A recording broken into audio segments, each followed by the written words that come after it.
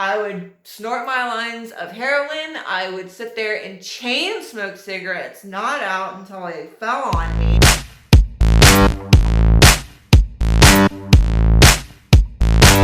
Hello, my good sirs and ladybirds. Welcome to my channel. My name is Danny and I'm an addict. I've been an addict all of my adult life and even some of my teenage years. And because of that, I don't really know who I am, what I'm capable of, or what I'm going to do for the rest of my life. So I'm on a journey of self-discovery and I'm making over my life. And if this sounds interesting to you, please give me a big thumbs up and leave a comment down below. That really helps my channel grow. And if you subscribe, hit the bell when you do so you'll be notified whenever I upload a new video. So today I'm going to talk on 10 things to know about addicts and addiction itself. It's not going to be pretty, and honestly, I'm not going to enjoy talking about it, but I feel like it's important to have that perspective on what we as addicts go through. And this is an insider's perspective. I was a drug addict, like I said, all of my adult life. And for the last 5 years, when I was in addiction, it was heroin. I was spending up on average $200 a day, and it would go up from there if I decided to throw some cocaine or meth or Xanax into the mix. This is my experience. So I have my little list right here. Number 1 on the list is that drugs change your personality. So the drug is like a symbiotic parasite that enters your brain and changes the pathways. So the only thing that you care about is the getting, the having, and the using of drugs. And you will sacrifice everything to that addiction. And it's not only the addiction that changes your personality, it's the influences of the drugs that you'll be under. So it changes your behavior, your moods, your impulse control, what you value, what's important to you. All those go by the wayside. But don't give up hope, because when you become sober, that old you comes back. So looking back on the things that I did when I was using, I would never do that now. And I would have never done that then if I had proper control of my faculties. So if you're sober now, don't be too hard on yourself for things that you did back then. And if you know somebody who's using and who's becoming alien to you, just pray for their sobriety, because they'll come back to you. They'll turn into the person that you know and love. Number 2, withdrawal from drugs affects every aspect of your existence, and this is why people relapse with such frequency, especially when it comes to opioids. It's not just a physical thing, it's a mental dependence as well. So with the physical withdrawals, you probably know from watching the movies, is that hot and cold sweats, you have to go to the bathroom, you'll be puking, you can't sleep, your body will have uncontrollable tremors, you'll lose control of your limbs. I remember being in bed at night when I didn't have what I needed, and my legs would not stop moving. And that's just the physical side of it. The mental aspect of it is overwhelming anxiety and dread. And between the two, of the physical and the mental aspect, it's like you're getting hammered from both sides to go and get high, to escape from that. And what's also funny about withdrawal is, like I said, it affects every aspect of existence, even time. Time slows down. Every minute feels like a freaking hour. And you think once you get over the physical aspects of withdrawal that you're in the clear, but you're not, because you still have those mental aspects. And that lasts, I'm sorry, but it lasts a long time. It lasts months. That leads me to number 3, which is that the side effects of drug use are more than physical. So you know how they have those mug shots of people when they're heavily affected by addiction. They look like zombies, Walking Dead. That's just the exterior. Imagine what the inside looks like. Imagine if that's the toll that the drugs take on the physical. Imagine the toll on the mental. Imagine the toll on the soul. Some of the effects that you'll get are PTSD, flashbacks, mental deterioration, all of these things. And they can take forever to recover from.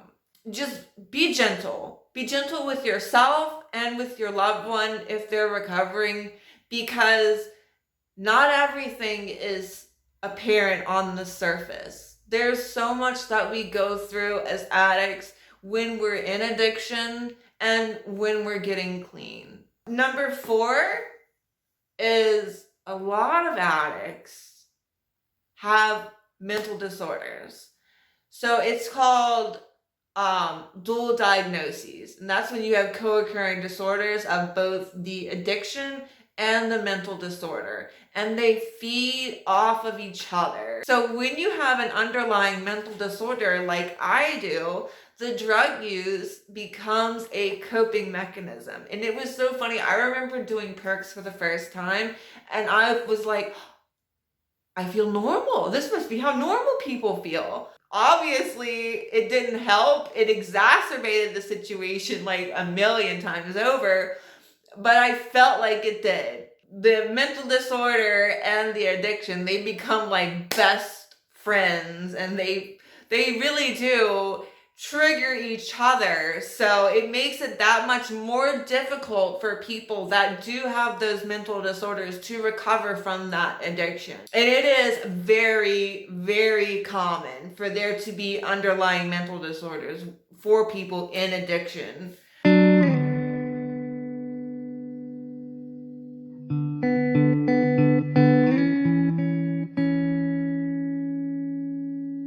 Number 5 is addiction is a lonely, lonely lifestyle. The drug kind of whittles everything away until you're left with nothing but you and the drug. Even when I was with people, when I was using, there was no real connection. There was no genuine love or friendship or fellowship there. It was just people that I was getting high with.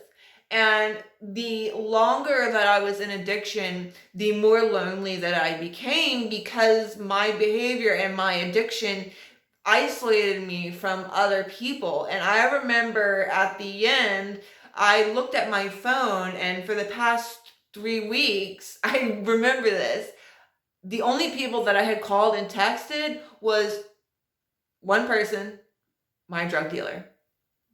That was it. And I know my experience is shared by many others in addiction. It's just an aspect of the disease that it's like the addiction purposely takes you away from anybody that could come between you and it. Number 6, there is nothing glamorous about using drugs.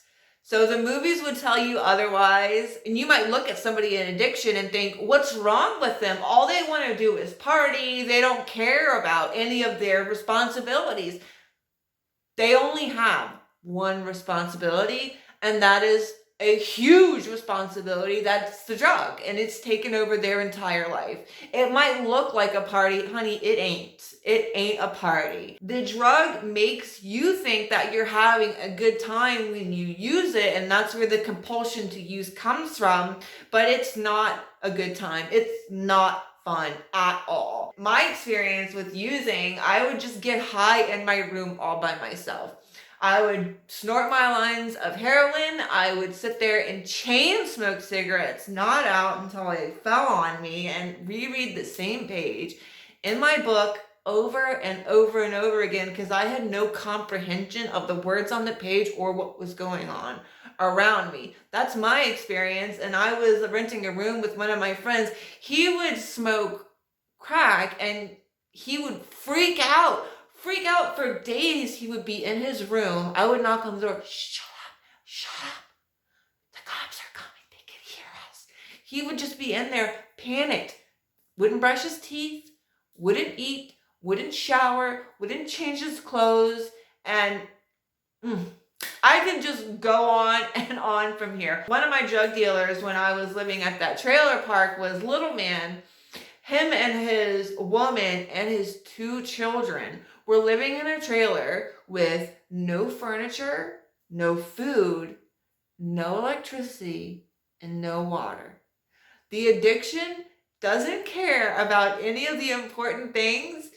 All you need, all you want is to be high, to be under the influence, and you will push everything to the side to take care of that need. So it is not fun. It is not a party, not a good time.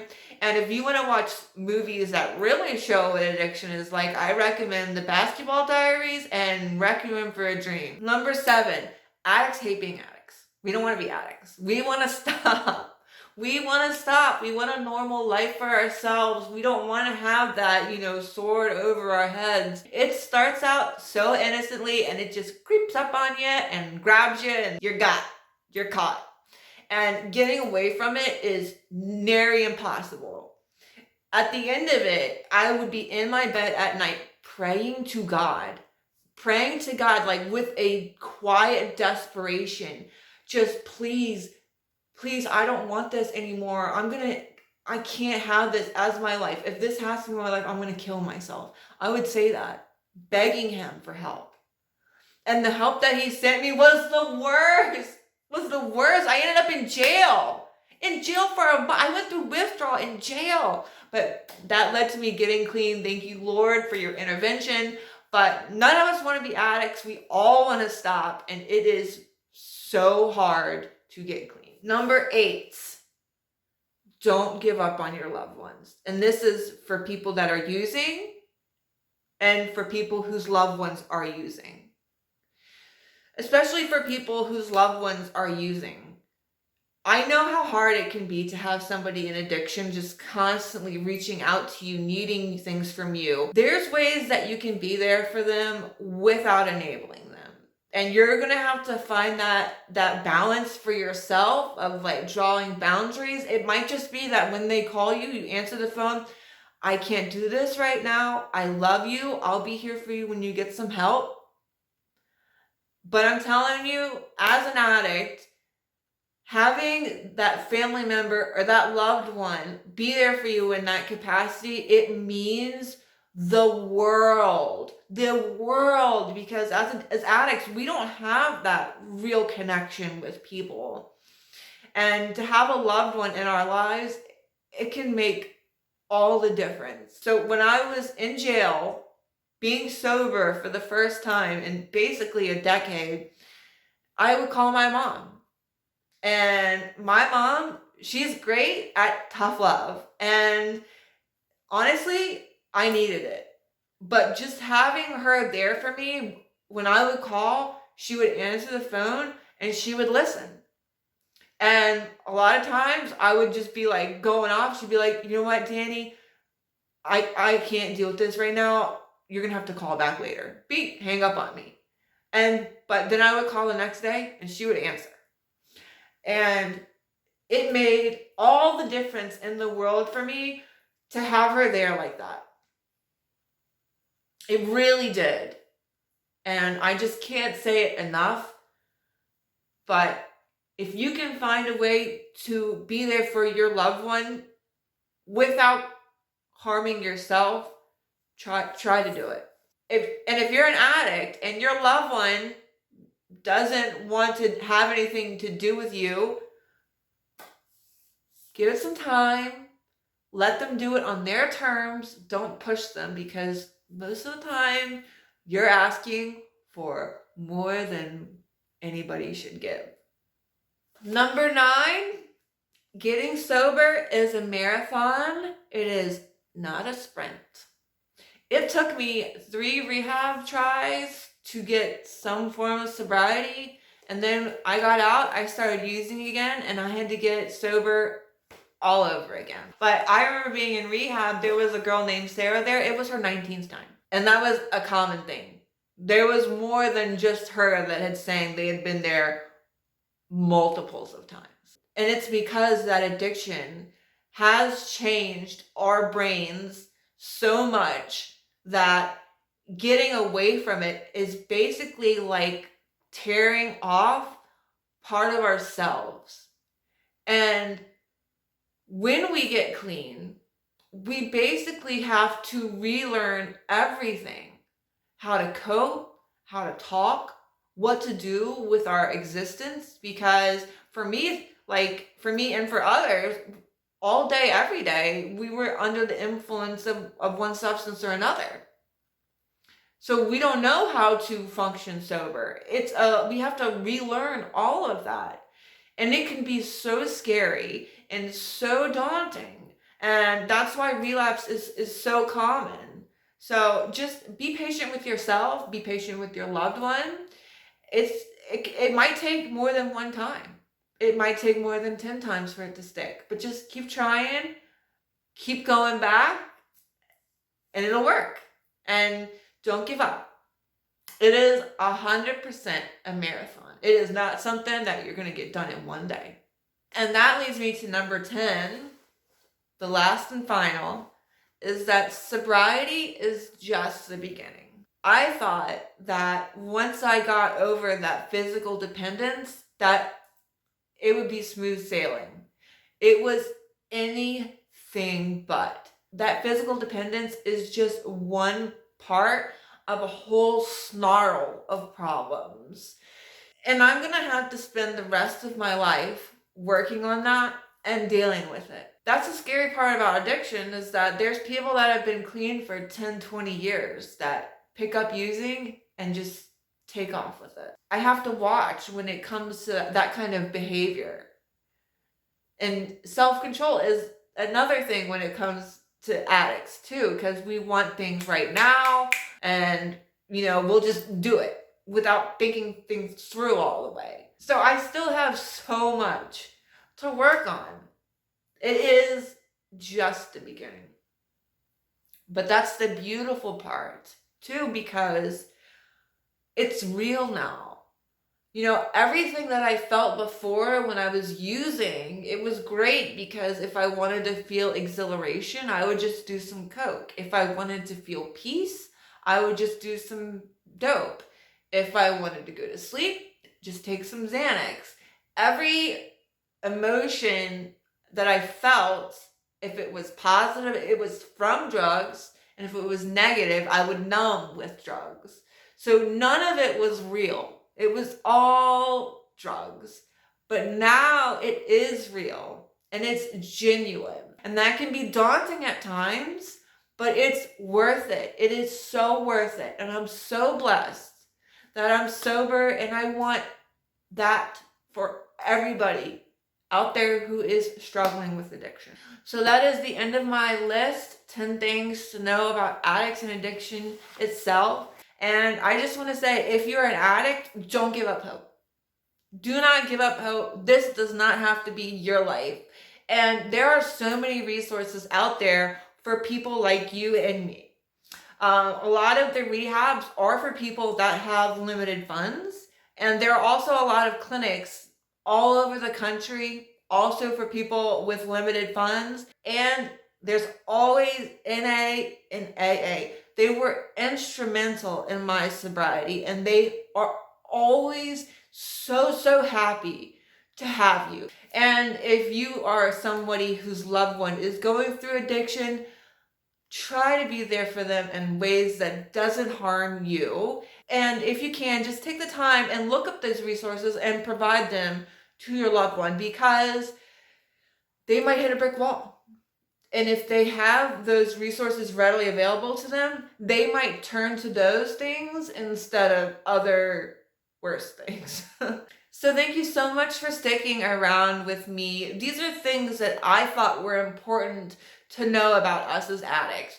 There has been such a push to educate people on addiction as a mental illness and that it is a disease. And I think that the general outlook on people who are addicted is changing.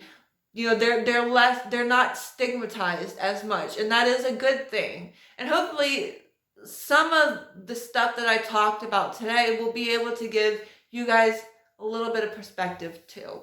Thank you for taking the time to listen to me. I really appreciate it. If you can give me a big thumbs up and leave a comment down below. I would love to hear about what you think. If you have anything to add or say, I would welcome your input. Also, subscribe and hit that notification bell. That way you'll know when I put up a new video. Thank you so much. Take care of yourself and have a good day.